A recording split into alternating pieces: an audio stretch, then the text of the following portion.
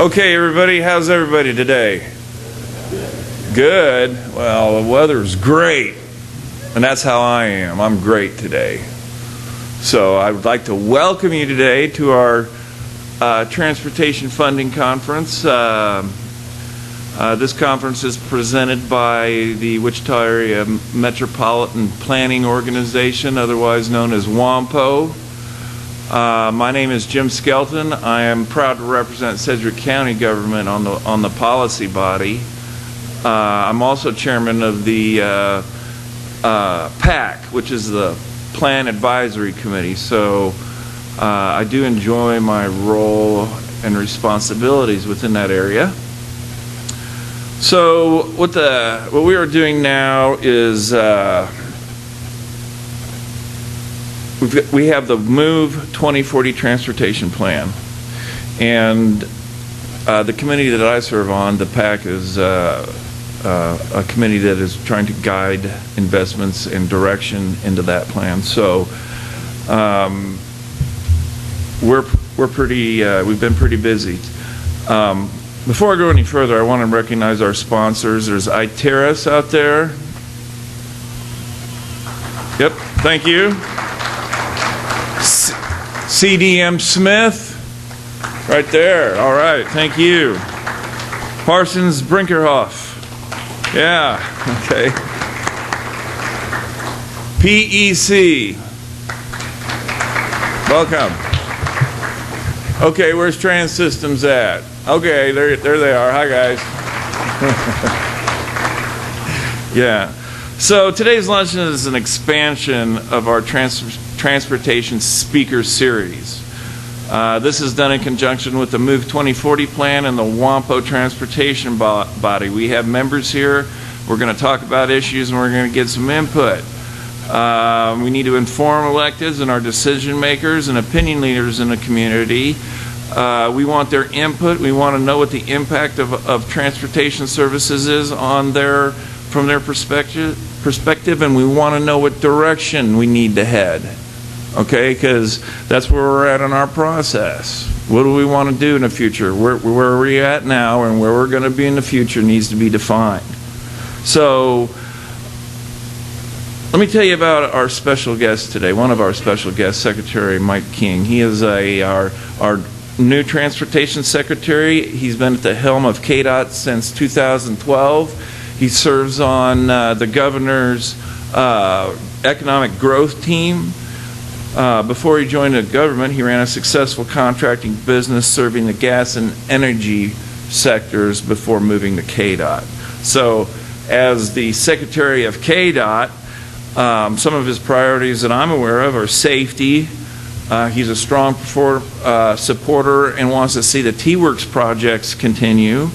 Of course, economic development is everybody's responsibility in government, so we do appreciate that, and transportation is one of the key things of economic development. We know how important it is. So I want to tell you, as a proud Kansan, I'm here to introduce Secretary Mike King. Give him a hand.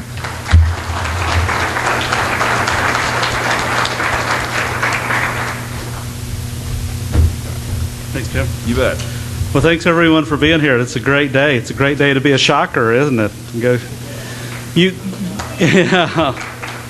You can tell when a team is going to do well by when I have season tickets there with them. From Heston originally, just 40 miles up the road here. A couple years ago, moved up to Topeka, gave up our season tickets at Wichita State basketball. Looks what's happened. Prior to that, we had season tickets at K-State, through some of those football, through some of those great years, where everyone left at halftime. And look what happened when we gave up those tickets. So some people want me to get some Chiefs tickets and some Royals tickets for a year or two and then give them away. So, no, it is a pleasure to be here. It is a privilege to serve as your Secretary of Transportation, and that's really what it is. It's you guys. It's the citizens of Kansas. This responsibility and this job. Also get the opportunity to be the director of the Turnpike as well too. that has as much of an impact here to the Wichita, Sedgwick County community as well, too. So we're having regularly scheduled meetings with the Wichita and Sedgwick County folks on how the turnpike can be more of an asset to the community, to the transportation needs, to the business and economic needs as well, too. So with that, I'm looking forward to hearing from Jack here in a little bit about where we're at the federal level. Feds run out of money here at about middle of summer, late summer from the MAP 21 funding. We're watching it closely. We're also looking at some things that we can do to help prepare us for that. But at the same time, I'm also looking at what's the next highway program. What are going to be some funding sources for us for 2020 and beyond? I appreciate what you guys are looking at, your 2040 committee. I think the more long-range planning we can do, the better off we're all going to be. So with that, I'm looking forward to hearing what's coming to us. And I don't know who's after me. Oh, I'd like to introduce our next speaker here. Wow. This is not good at all. So I'm going to sit down. Because I don't know what I would say. Thanks for being here, Secretary King. I'm the chairman of our WAMPO group. I'm in my second term as chair, and I'm proud to say that this last year we've gone through a metamorphosis to take our metropolitan planning organization to that next level. We expanded our board to include many more partners. We expanded our PAC to include many more partners. And now we're trying to take it to that next level to have national speakers come in, talk to us about national issues, state issues, and be sure that our metropolitan planning area is well respected, not only in the state of Kansas, but throughout the nation. I'm going to do just a quick overview of our region's long-range planning initiatives. And we have a long-range plan, our MTP 2035. We'll be reviewing it in 2015. But along with that, there's other plans that we're starting to partner with as we think about our region, Sedgwick County metro area, that are very, very important. Obviously, Move 2040, which is our long-range planning effort that we'll be engaging in and working on in the next year or two, is critically important. But also, we've got a grant on a sustainable communities that is working on a prosperity plan, which also includes transportation and infrastructure for our region, which includes 11 counties and a multitude of cities in this south central region, because we're all interconnected. And we can invest our money judiciously within the boundaries of WAMPO, but how does it connect to the larger context of the region and moving freight and moving people and making sure that our infrastructure needs are met? The city of Wichita and Sedgwick County is working on a comprehensive plan now that will talk a lot about transportation and where economic development will happen and where growth will happen, and how do you make sure that the infrastructure that you need, roads and bridges and water and sewer, are where they need to be at the right time to develop in a logical manner that's most judicious for our community. Along with that, REAP has put together, our Regional Economic Area Partnership, under the leadership of Keith Lawing, has put together a transportation committee that will look at the regional transportation infrastructure that we have. You know, our Public Works Director, Dave Spears, every year comes to us at budget time, and one of the things he says is that infrastructure, roads and bridges and drainage, is the mother's milk of economic development. And I truthfully believe that. That infrastructure, the skeleton, the bones of your community is that transportation infrastructure. And a lot of economic development starts with just that. So this plan is very important. We're going to work hard on it. But having Jack here today will set the tone for what I quote quite often from the movie The Right Stuff. You know, the astronauts were getting ready to go out into space, and they saw the capsule for the first time, and it didn't have a window. And they said, the scientists said, we can't put a window in there. And we're just not going to do it. And one of the astronauts stepped up and said, well, here's the deal. You know, if we're not standing in front of this, we're the media darlings right now. So no Bucks, no Buck Rogers. And what that meant is, if you want Buck Rogers, if you want us, put the money in there, put the window in there, or we're not flying, and this whole thing goes down. And truthfully, I think that's true today in transportation. No Bucks, all these plans and dreams and infrastructure changes we want are not going to happen. And we need to understand financial conditions, not only at the federal level, which is very connected to the Metropolitan Planning Organization, but also at the state level and at the local level. Because I can tell you, bringing all that to bear together in a logical, sequential manner with a good plan is going to be critical. And I'm glad to have Jack here today to kind of set the landscape at the federal level and how it ties down to KDOT and our local level for the decisions we're going to have to make. Because we can spend a lot of time on our long-range plan. And then at the end of the day, go, that's great, let's put it on a shelf because we have no money to implement. And as we all know, it's a waste of time if we spend that much time and then don't implement. So I'm glad to have Jack here today.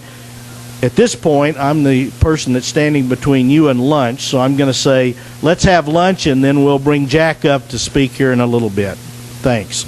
If I could have your attention, please go ahead and finish your desserts. I hope you've enjoyed lunch today, but we're going to go ahead and get started with our program.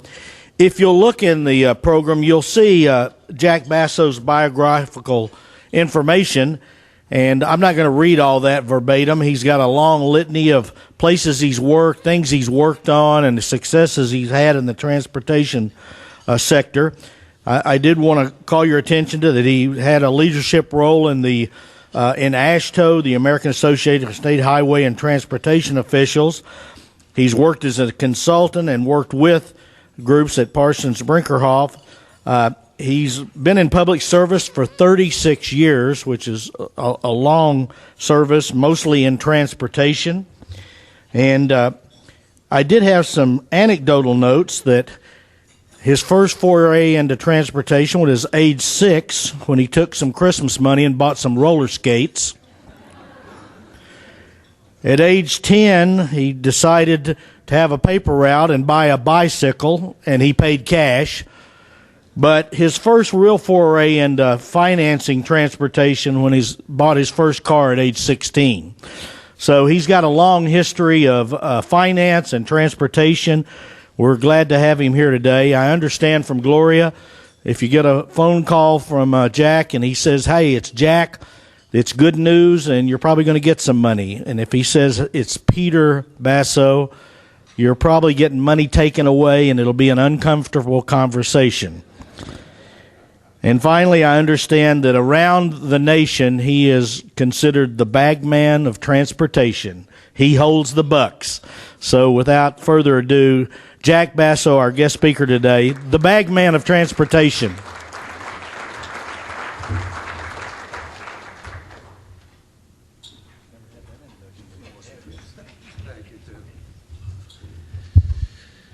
Tim, thank you very much. And the good news for all of you is I have the bag with me. I'll have a little something for you after the session. So my wife was asking me, several days ago, what are you doing this week? And I said, well, going to Wichita. She says, Wichita, what are you doing in Wichita? And I said, talking to a group of people, the Metropolitan Planning Organization, public officials, et cetera, et cetera. She said, what are you going to talk about? I said, what do I usually talk about? Oh, money, that bores me to death. So I'll try not to do that so much. In any case, that having been said, I will tell you the story of the first car. I did buy my first car when I was 16, and the car was a Studebaker. Any of you that can remember that, you'd have to be about my age. And it cost $15 for this car. They had a little problem. The engine was gone. But we did, a couple of buddies of mine and I did manage to reassemble this thing and get it running, and took it for a ride without any tags, and the first thing we got was the thing impounded, so it didn't last long, along the way. So, any event, with that having been said, let me just kind of go over what I'd like to talk to you about today, and it really is the fact that America has a long history, as you know, of federal state partnerships and funding, particularly for surface transportation. A hallmark of that has been predictable funding flows based mainly on user fees, gas tax, some other fees that the federal government collects at the state level, variety of other fees which you're familiar with. An event occurred in 2008 where an imminent bankruptcy of the Federal Highway Trust Fund, which had been in existence since 1956, was occurring. And what it would have produced is a shutdown of the federal aid highway and transit programs because it was basically ran out of money. It should have been no shock that we were running out of money. It was pretty well known. I gave the first talk on this to the American Automobile Association in 2002, and I said, we are going to run out of money. And we're going to run out of money in about 2008. And that got roundly ignored for the next 6 or 7 years, and it actually happened. And Congress took an extraordinary step of providing general fund money to bail out the Highway Trust Fund. If I could have the next slide, please. There we go. Surface transportation, and I think the key thing here is, has a long history of relying on user fees. In 1956, I'll give you just a little bit of a history lesson, Dwight Eisenhower proposed enactment of the interstate highway system.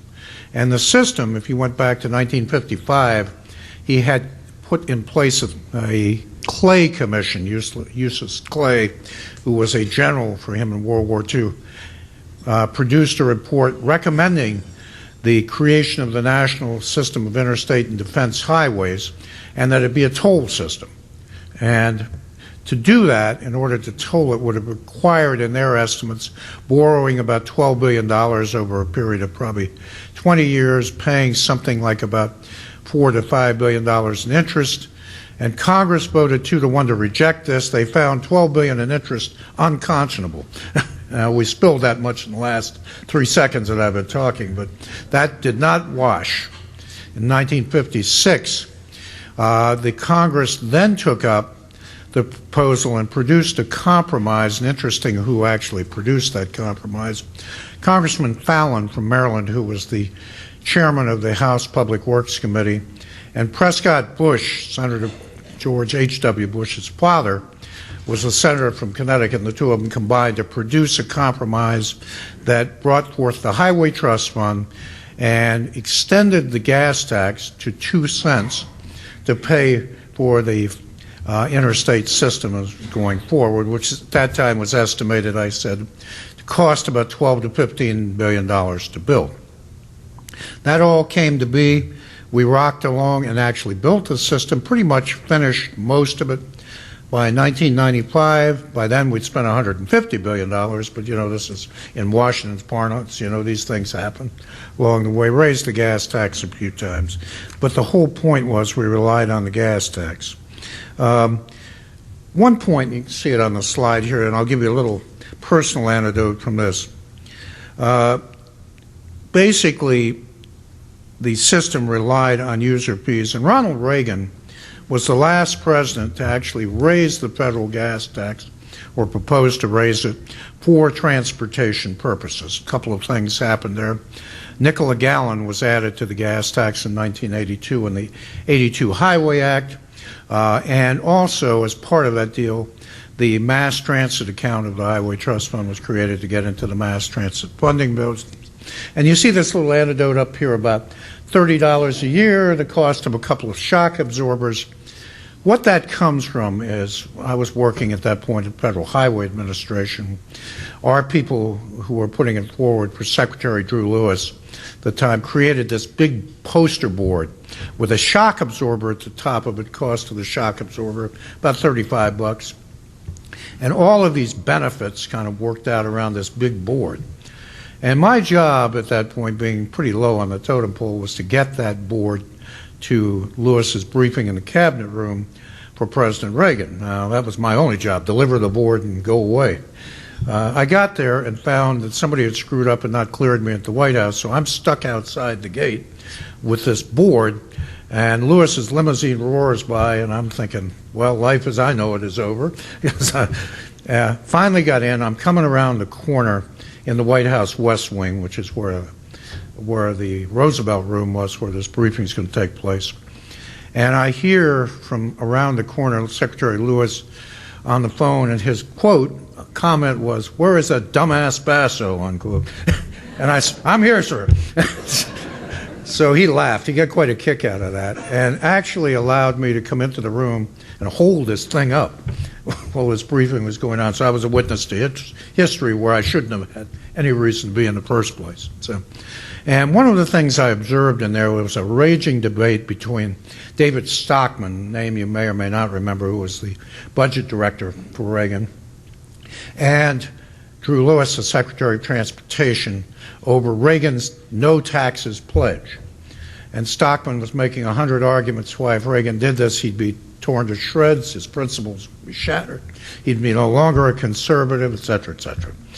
Let me get to the point. The point was, after about 45 minutes, President Reagan looks up, looks at both these guys, and says, "You know, David, this is not a tax, it's a user fee, so I haven't violated any of my principles. We're going to do this." So we went in November, right after the midterm elections, get to catch the timing here, to the end of the year with no highway bill and no gas tax and no nothing, to a highway bill, new gas tax added, new transit program added, and so forth. Amazing things happen in lame duck sessions of Congress. Where are we headed? Toward a lame duck session of Congress. So make that point to you. A little bit of history. Can I have the next slide, please? One of the problems that we have, and this graphic really demonstrates it, our investment in highways and transit, our capital investment, and this is federal investment, has been basically dropping as a percentage of gross domestic product pretty dramatically. The blue line here really represents the highway program, and you can see the kind of green line there in the transit program, and the revenue on the bottom basically declining. So we have this kind of perfect storm of things going the wrong direction. Let's have the next slide, please. So what does this all mean? Translated to something real, the American Society of Civil Engineers has basically articulated that our investment in infrastructure and the condition of that investment has gotten to the point where they grade that whole investment and our conditions as a D+. So the United States of America gets a D+ for surface transportation infrastructure investment. And just really a huge problem. Have the next slide. So what is the good reason for doing something about this? Well, if you like money, you get it pretty clearly. Congestion alone is costing us $100 billion annually, not to mention the human costs of suffering through serious congestion, things not happening. And basically, motorists are paying, on average, this is calculated again by ASCE, about $324 a year. Each motorist in America pays for this problem to visit itself on it. Have the next slide. Another thing that I think is really shocking is where America rates in the world on infrastructure. Just in that period of time from 2008 to 2009 to 12 and 13, we went from about 9th in the world, which is not exactly stellar, down to about 25th in the world. We're declining rapidly and going up against other people who are investing significantly and making a difference. This is really kind of a shocking statistic. I have the next. The latest surface transportation bill to be signed was MAP 21. MAP 21 is a 2-year bill. It was a compromise. It was a point reached where, again, the trust fund was broke. Congress rode to the rescue. And over the period from 2008 to 2013, when this bill was actually signed, they injected almost $56 billion from the federal general fund into the Highway Trust Fund to keep it just solvent at current real dollar levels. Have the next slide, please. So this graphic probably illustrates it best. We're kind of flat on our face. MAP 21 is starting to rely dramatically and did start to rely dramatically on other than user fees to go forward. We need to deal with this. On this slide, basically you see fuel taxes and those kinds of revenues represent almost 90% of what comes into the Highway Trust Fund. So when you have a decline in these numbers, revenues go down, investment goes down. The last 10 years we've gone down from collecting somewhere north of $40 billion a year in that fund to about $34 billion, just based on economic conditions and congestion and other issues. Now, next slide. Vehicle miles traveled since 1956. Every year, as dependable as clockwork, VMT, the number of miles we all drive, rose somewhere in the range of about 3% a year. Now, if you're buying gasoline and you're averaging something in those days like 12, 13 miles a gallon, and it's rising at 3% a year, the revenue goes up every year without doing much of anything. Lo and behold, in 2008, started a recession for the first time, and all of that time, vehicle miles traveled actually declined. And that decline basically finally leveled off in about 2010 and stayed level, but well below the 2008 level currently. Again, that precipitated in part this drop from $40 to $41 billion a year in revenue down to $34 billion. Have the next slide, please. In addition to that, our purchasing power, since we haven't raised the federal gas tax, I think all of you know this, since 1993, some 21 years, so to speak, has declined in its actual purchasing power down, depending on whose calculation you're like, something like about 50%. So every dollar we have buys about half of what it did in 1993. Next slide. In addition to that, we have competing goals. We've introduced new federal fuel standards, fuel efficiency standards, new vehicles coming online that are much more fuel efficient. The Congressional Budget Office, the nonpartisan arm of Congress that does calculations, has concluded the rate we're going, we will see a $57 billion drop in the period dealing from 2012-22 based on the standards that we're putting in place for those things, or something like about half the revenue falling off just from these completely opposite goals at work. Now, I have nothing against environmental goals. I don't think anybody does. But if we don't do something to offset that in terms of the efficiency of the system, we end up with a huge hole. May I have the next slide? This simply articulates all the moves Congress made, starting with an $8 billion transaction, going through MAP 21 that put $53 or so billion into the Highway Trust Fund. I have the next slide.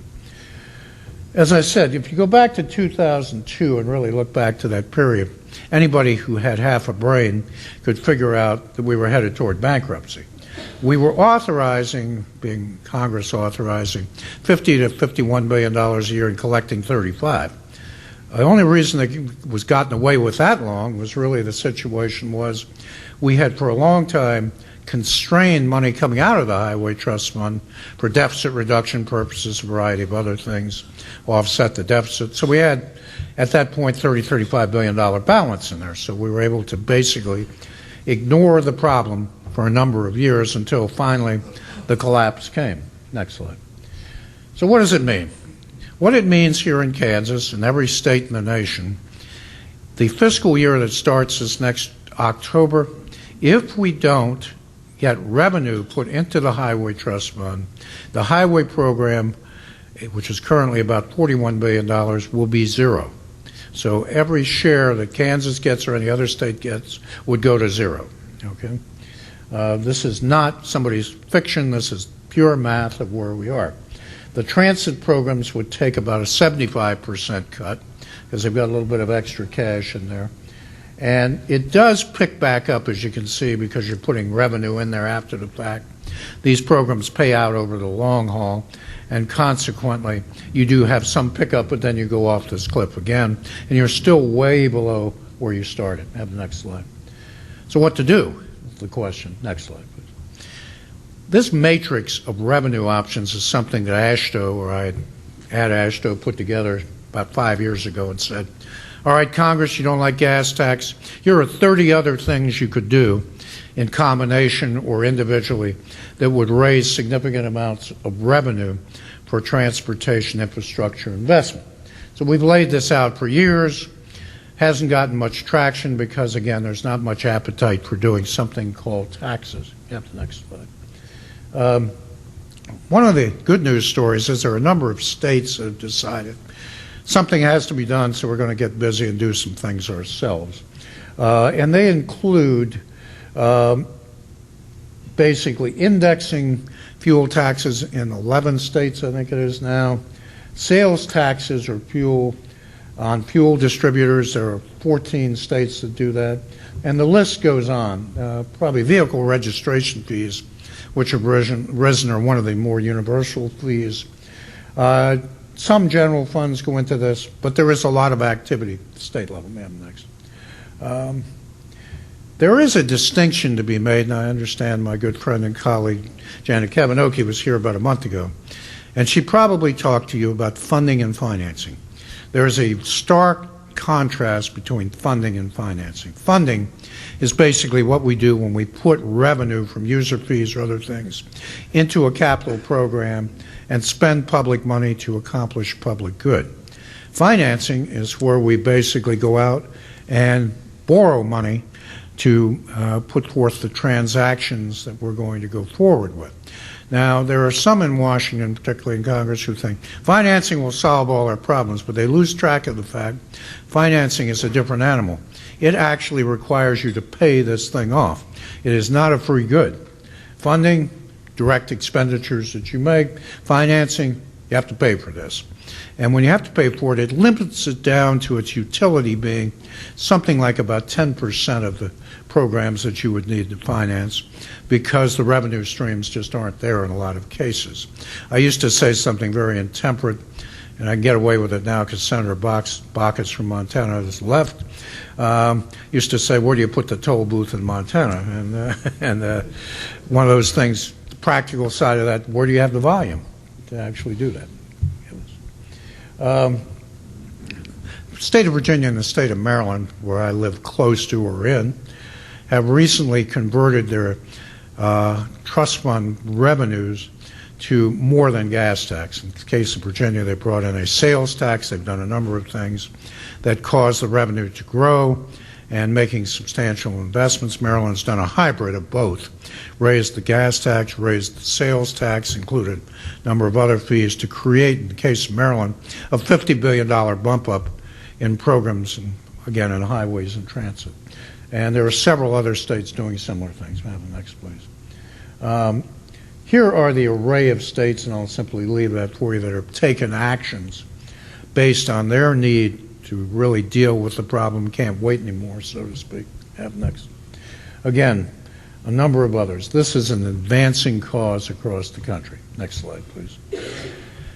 One of the things that has become evident, if you go back and think about the slide I showed you on fuel efficiency, we need a new 21st century system of revenues to produce user fees going into these various funds. One of the possible proposals, not the only one, but one of them, is a thing called vehicle miles traveled fees, VMT fees. This is a circumstance where, by some methodology, data is collected on the motorist use of roadways, and a bill is sent out, and it's paid, if you think much like your electric bill or your gas bill or whatever it happens to be, similar kind of thing. There's a lot of work been going on the last 10 years on this. State of Oregon has just recently, after 10 years of various experiments and so forth, adopted a pilot program to switch out from gasoline taxes and truck taxes to VMT fees. And they do it with a whole variety of options for the user, including simply writing a check and saying, this is my fee and I'm done here. Because one of the problems you run into with this is the issue of privacy and other issues that come up on collecting all this data. Not to mention, a process like this is expensive. because billing 300 million motorists is an expensive proposition.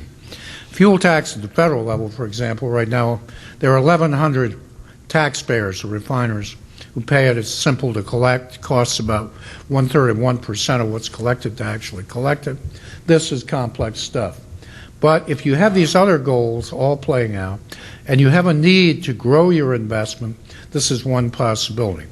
I mentioned Oregon because Oregon was the first state to actually introduce gas tax in 1919. And it looks like they're going to be the first state to actually move away from gas tax to these new systems, although there are something like 8, 10 states doing various things in terms of pilot studies, reviews, and so forth.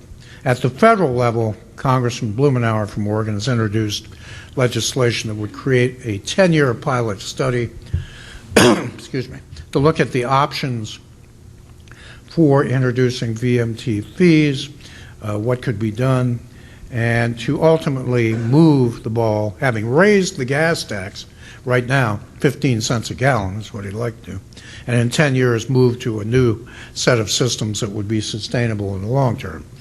In addition to his legislation, there are 2 national commissions that Congress created that reported in 2008 and 2009 who offered this same long-term proposal as a solution to the need to generate revenue. Have the next slide, please. One of the things that I find interesting is the average household pays about $46 a month in fuel taxes, drive around. I asked questions around the country, and I got an audience here who would know the answer to this, but if you ask a general audience, what do you pay in, for example, federal gas tax? I get answers like $2,000 a year or something like that. It actually works out currently at about $140 a year if you drive something like 12,000 miles a year, averaging 20 miles a gallon. So there's a real gap in information between fiction and fact, and that's one of the reasons we have the difficulty we do in raising the gas tax because of this concern. Excuse me. Go ahead. Next slide, please. So why do any of this? Why do we need to do it? Pretty clearly obvious. Investment, transportation will save time and money, improve safety. Transportation agencies can really put efficiencies in place. The system is deteriorated, as all of us know. It needs to be rebuilt. We're rebuilding tons of mileage of the interstate system with money we really don't have at the moment to do that. And it needs to be probably defined in terms of specific projects. One of the reasons we have as much trouble we do at the federal level is it's very difficult to say, you are going to get in Wichita, Kansas, these projects if you put this investment in it. Much easier when you can do that, almost impossible at the national level. So to take a deeper dive, I mentioned funding and financing, and they are complementary to each other. We have several federal financing programs like TIFIA, state infrastructure banks, basically a variety of different bonding programs, all which help with the financing side of it. But the funding side is just static and has been for 20 years. It's obvious that when you get into financing, you have debt and you have tools that you use, and they're both evolving. The whole system is evolving. Next slide, please. Again, I think I'm just going to skip over this a little bit, but you can see that basically we have a number of revenue proposals that have come forward they're not producing. Have the next slide, please, after this. The current system relies on fuel taxes. That's clear. We need to make a switch to something because we're not getting anywhere with this. We've studied it to death. May not be a secret to you. It certainly isn't in Washington. When Congress doesn't want to do anything, we study something. We have 22 studies that tell us the same thing. But you don't have to do anything if you're studying it. So that's part of the problem with that. BMT systems have come to the forefront. So what do we know about mileage-based user fees? We know they can work. We know that we don't know which system would be best for where. So we need to do something to find out. We have a whole variety of issues, privacy issues, expensive collection, interoperability, big term for meaning how do you make it work in every state? and have some of this really developing with the toll systems, and talk a little bit about the options. Next slide. I think that simply said, we can say that we have to make some moves, and many people have articulated it, and we'll move on to the next slide. And I'm going to stop here for a minute because some new information came on the table I'm going to introduce for you. So what is the federal government going to do about that chart that I had back there that, lo and behold, says no money in the next fiscal year? A couple of things have been proposed. Chairman Camps of the House Ways and Means Committee has proposed to one time bring back from overseas corporate profits to the tune of $150 billion, give the corporations a significant tax break or subsidy to bring it back, take $125 billion of the $150, plug the hole in the Highway Trust Fund, and move on from there. President Obama, in his budget that was just released last week, has gone to a grander scheme. He's proposing similarly that we go forward with a proposal, a repatriation, again, $150 billion. He would use it this way. He would use funding to plug the hole in the Highway Trust Fund for the next 4 years, increase highway program 17%, increase the transit program 70%, introduce new freight programs, introduce high-speed rail with about a 200% increase in funding for that, and go forward from there. So there is action taking place. Now, how much of that can happen is anybody's guess. At the end of this, I'll tell you what I think is really going to happen. So that is on the table currently. Problem with it is, and problem with camps or any of these proposals, it fills the hole for the time being, but it's like the patient that you race into the intensive care unit. The patient codes, you shock them, get them going again. It's the same thing with the trust fund. You get another 4 or 5 years, and we'll be sitting here talking about the same thing. Definition of insanity, I learned this pretty well. Doing the same thing and expecting a different result is not a great idea, you know. And that's basically what we're doing with this. What should we do? Well, there are a number of different views on that. If you wanted my personal view, we should step in and do what the President's Deficit Reduction Commission, the Simpson-Bowles Commission, recommended. Raise the gas tax 25%, fix the problem, go forward, find new systems to raise revenue in the long term, and get on with the business at hand. That did not fly. Again, Congressman Blumenauer has gone to the same thing. He said, do that, but then let's change the system over the long term so that we're in a much better place than we are now.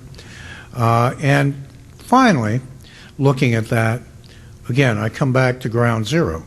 If we don't do that, basically we have a collapse in the federal aid highway and transit programs that will affect 3 million jobs, shut off money to the states pretty much for any new projects that would come from the federal funding side of things. The worst part about this is it's even a little worse than that because, lo and behold, the trust fund, which was expected to be able to pay its bills through the end of the fiscal year, next September 30th, probably will run out of money at the end of July or the first part of August, meaning the state of Kansas or the state of Maryland or whoever it happens to be may well be delayed in getting money they're owed for the things that have already been committed and have to be paid for. And this really creates an even bigger immediate crisis and a huge problem for all concerned. So the bottom line for all of you is, what can you do about this? Number one, recognize we can't exercise the definition of insanity any further. We can't keep doing what we've been doing and expect things to succeed. We're dropping in the world. I've shown you that, dropped dramatically in the world in investment. Our international competitiveness, which our economy is dependent on, is critically affected by our transportation system. 80% the freight moves on the highway network, and that's critical. Third, we're in a state of disrepair that requires that we actually address it, and address it now. We put off about as long as I think we can before we really hit the skids in a big-time way. Why don't we address it? It's very simple. Actually, people like yourselves, at the grassroots level with your federal legislators, governors have to do this, have to make it clear to these folks, you have to act. You can't sit on your hands anymore. We won't tolerate that. You're putting us into a position of horrendous deficit in terms of the infrastructure of the nation. You must act. And acting means putting investment into these programs and doing it now, not next year or putting it off to the year after or because of my election and so forth and so on.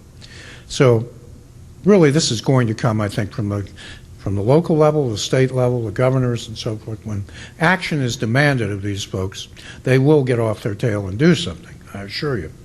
Now, why do I think they might do something now? Because I don't know about you, but if I were running for Congress at this point, and come October, my first announcement was, oh, by the way, we just dumped 3 million jobs in America in infrastructure. We've shut down the federal aid highway and transit programs, and it's because we can't do anything about the revenue. I don't know anybody on either party wants to go home and run on that. So something's going to have to give here. Now, what do I think will actually happen? We'll talk about all these dynamics, all these different things we can do for the long term, tax reform, et cetera, et cetera. What we'll end up doing, I'll bet you on this, I'll take anybody's bet on this, come about right before the August recess, somewhere around August 4th, Congress will rise up and say, you know what, we don't really have time to do what's necessary here. So what we'll do is put some money in this fund to keep it going till next January, which will mean they've got to cough up about $7 to $8 billion to keep it going. And they'll do that because actually to do all the complex things we talked about here, they're not going to do that in 24 hours. So that being the case, it probably means we'll run right up to the edge of the cliff and put the brakes on. The cliff will then be in January again.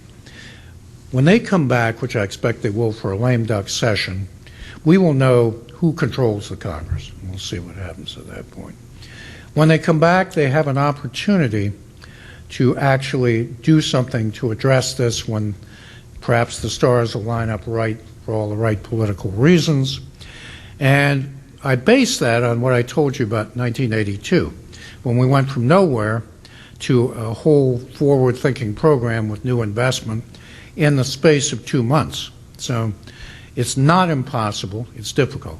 But I can assure you, give you a written guarantee to this. If this isn't pushed and pushed really hard from your level, from the state level, from the governors, and from basically the business community across the country, it won't happen because the view is the politics of it are not right. Well, the politics for what I described are even less right, I can assure you.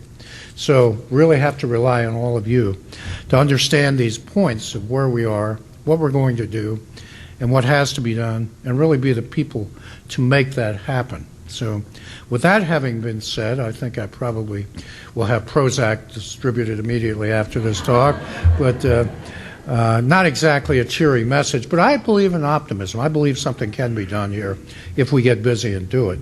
So with that having been said, I'll thank you, and I'll try to take a few questions if I have time, Tim, to do so.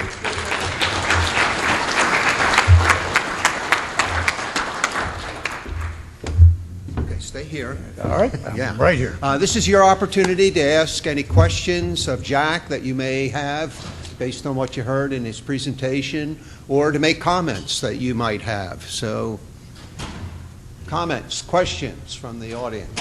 Tim.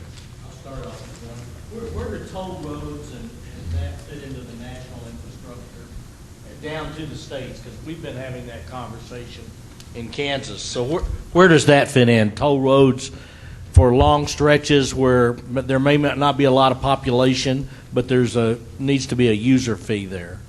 Excellent question. Where do toll roads fit in? Toll roads actually represent new center line miles being developed, greenfield, so to speak, 50% of the new roadway networks in the country, developing in many places and taking different forms, direct toll authorities, concessions to the private sector that are operated by them, like Texas, for example. So they will be certainly a significant piece of what we do. Now, one of the big issues is the interstate system, because think all of you know, the federal government prohibits tolling the interstate system. There have been some pilots offered on that.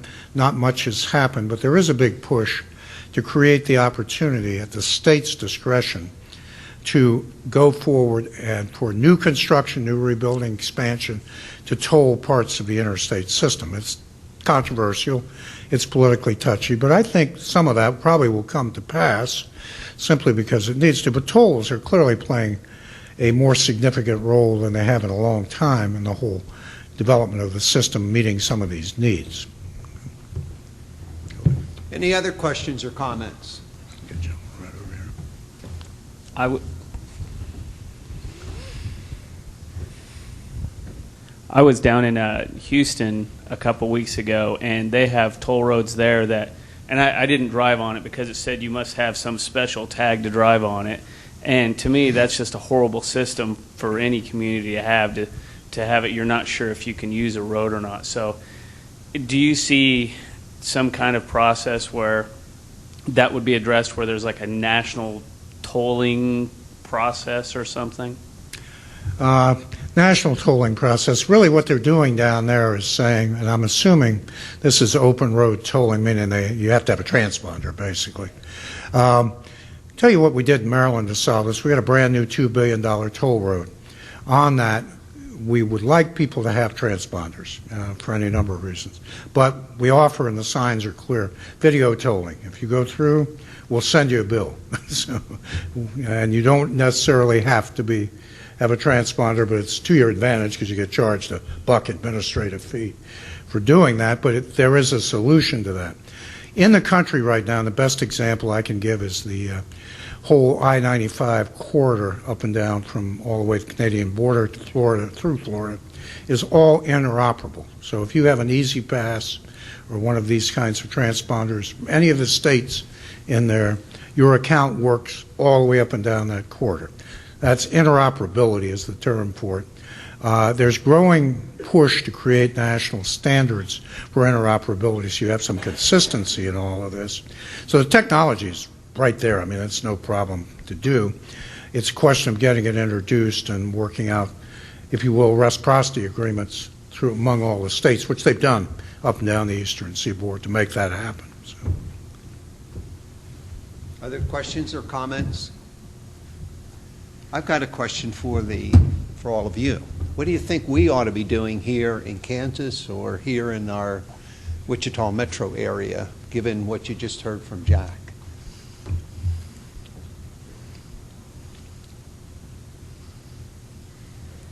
Finish Kellogg. All right. Get rid of the bottleneck at Armour Street. Any other thoughts on that? Commissioner Peter John, did you have your hand up? Thank you.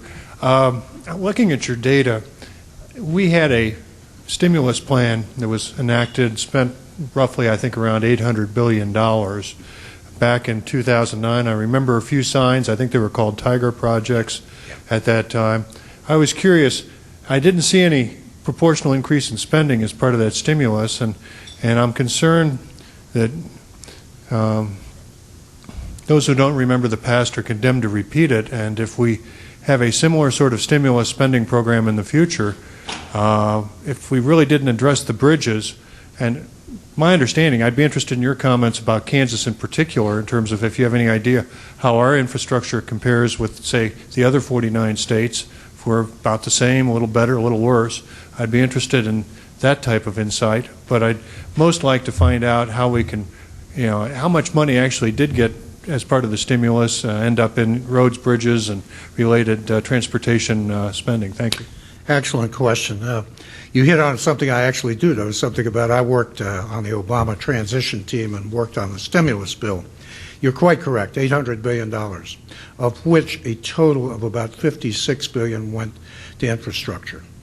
So very small percentage went to infrastructure. About $28 billion to the highway program, about $11 billion to transit, some to aviation, to airports, and a big chunk, $8.5 billion for high-speed rail.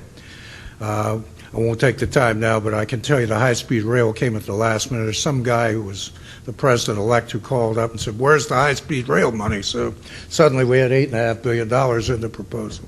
The sad part of this was all well invested, and it had to be spent very quickly, I mean, among other things, to have a stimulating effect, so it went well.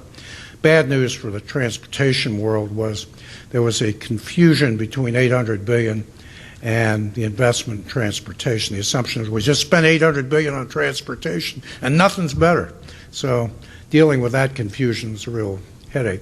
But it was a very successful program. Tiger grants were really discretionary grants that were provided and still being provided, relatively small amounts of money for that purpose. Kansas, I can do this comparison. It'll probably get me into some difficulty, but when I look at Missouri and I look at Kansas, I notice the difference. I-70 being a good example. But Kansas, actually, I think, to your credit and to the credit of people who have really been the governors of the state, Governor Graves and many others, has done a very good job, the legislature has, of investing in the state. So you're in pretty good shape in terms of the country, not top, but you're certainly not bottom in that regard. And I think your most recent increases in investment have furthered that goal of moving forward. Doesn't mean we couldn't all use more, but fact is you're in, I think, a pretty good place, actually. Kansas can tell a pretty good story. And from that point of view, I commend you. Now, if you get the rest of the country to do something, it would be very helpful. So. Well, with that, oh, yes, sir. Thanks. Jack, I would agree with you. I think probably the most likely outcome, if I had to bet on it, would be that they'll kick the can down the road to some extent here, and we'll go back to the old way of extensions or continuing resolutions at this funding level for some short period of time, which puts us all in a predicament. But I think I've convinced myself to be a little more optimistic as we're heading into kind of this new talk about a reauthorization, only because, and you can tell me if I'm wrong being optimistic about it, there is discussion now and proposals that include an increase in the fuel tax, which 2 or 3 years ago that seemed to be verboten. No one ever talked about that. So I'm hoping that you can get a little optimism from that. Yeah, and I would close with that comment. I'm the eternal optimist when it comes to these things, because I've actually seen things happen that people said couldn't happen. So I believe something will be done.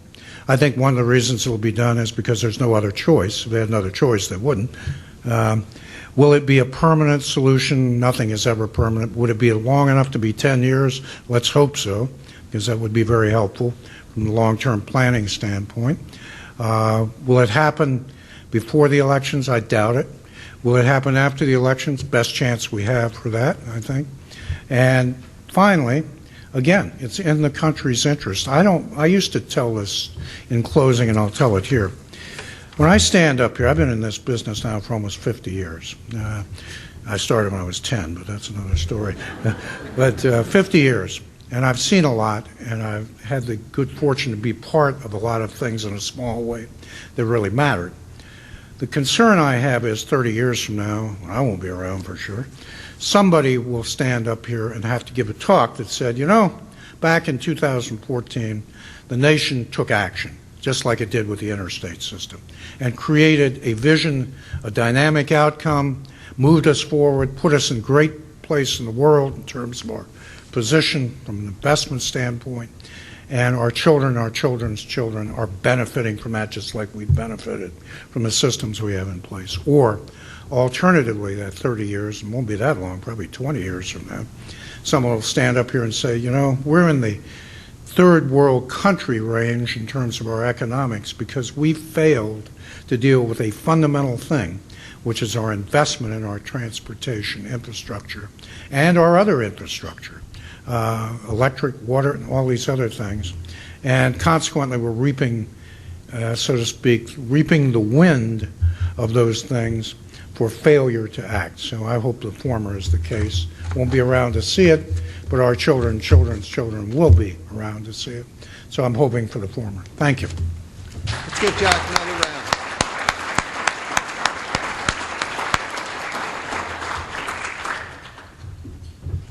Don't run off, Jack.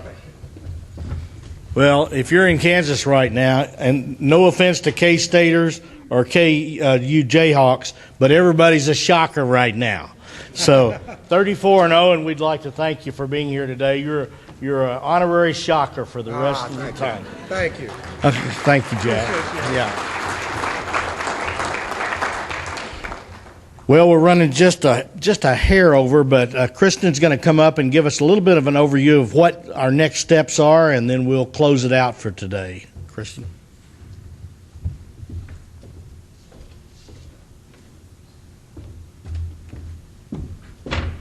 Thanks, Commissioner Norton. Thanks, everyone, for your time and attention today. It sure was a great presentation. In terms of our next steps, our immediate next steps this afternoon, we're going to be, Mr. Jack Basso will also be at our board meeting this afternoon at our transportation policy body.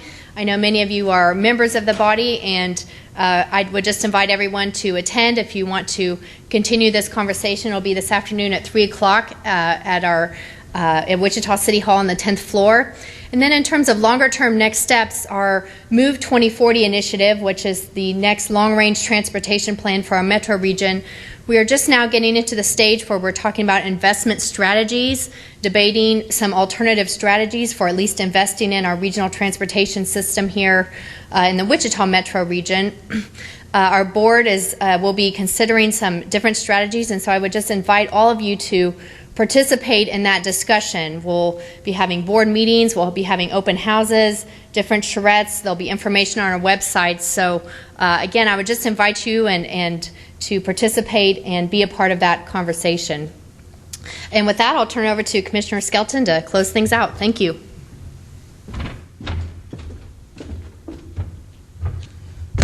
What happened to the tap dancers we hired for entertainment?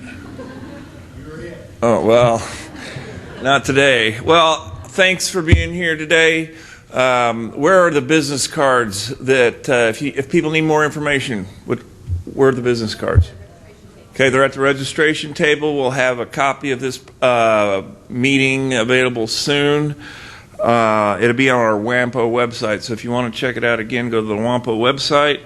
And good afternoon. This meeting's adjourned.